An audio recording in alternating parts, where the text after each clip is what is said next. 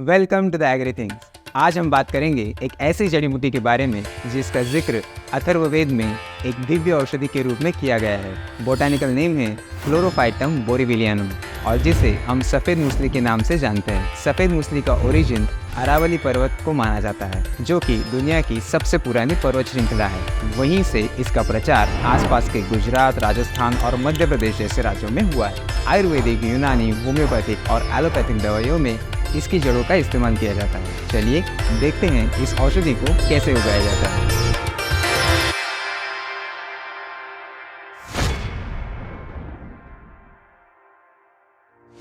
सबसे पहले सफ़ेद मूसली की खेती के लिए आवश्यक ज़मीन और वातावरण के बारे में जानते हैं। ये पौधे गर्म और नमी वाली जगहों को पसंद करते हैं। जुलाई से अक्टूबर तक का समय और 50 से 150 सेंटीमीटर तक की वर्षा इस फसल के लिए अच्छी मानी जाती है।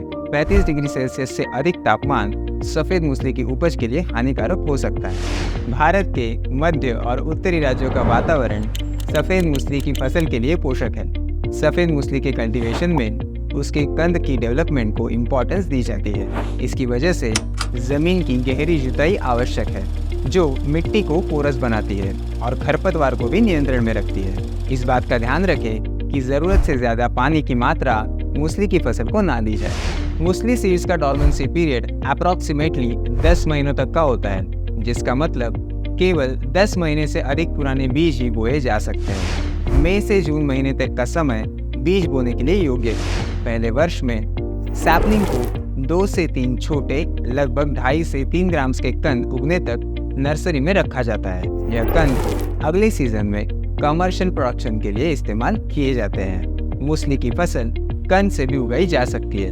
मूसली की प्लांटिंग का वक्त बहुत ही महत्वपूर्ण है। मार्च से अप्रैल के महीने में हार्वेस्ट की गई जड़ों को जून के आसपास बोया जाता है। पौधों में प्लांटिंग के समय 30 बाय 15 सेंटीमीटर का अंतर रखें। मिट्टी चिकनी बालुई या रेतीली हो।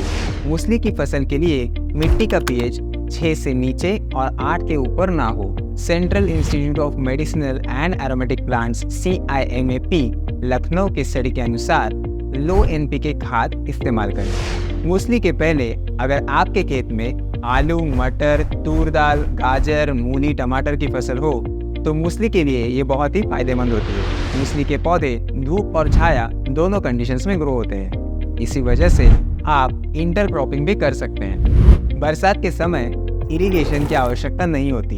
अगर 10 से 12 दिन तक बारिश ना हो या मिट्टी का मॉइस्चर 70% तक कम हो जाए तो इरिगेशन ज़रूरी है। अगर आप इंटरक्रॉपिंग कर रहे हैं तो इरिगेशन का खास ध्यान रखें। खरपतवार मूसली की ग्रोथ को 55% तक कम कर सकता है। खरपतवार को हाथ से ही निकाले, मशीन से कंद को नुकसान हो सकता है।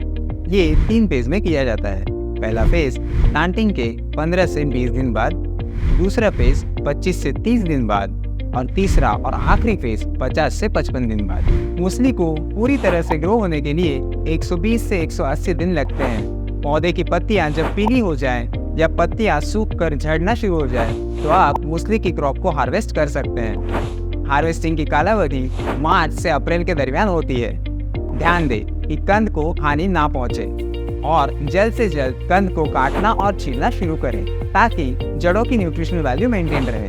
कंद को छीलना बहुत ही परिश्रम भरा प्रोसेस है पर उतना ही महत्वपूर्ण है। ड्राइंग के लिए इस हार्वेस्ट को 1 हफ्ते तक सूखी और ठंडी जगह में रखें। ऐसा करने से कंद में जो अधिक मात्रा में मॉइस्चर है वो निकल जाता है।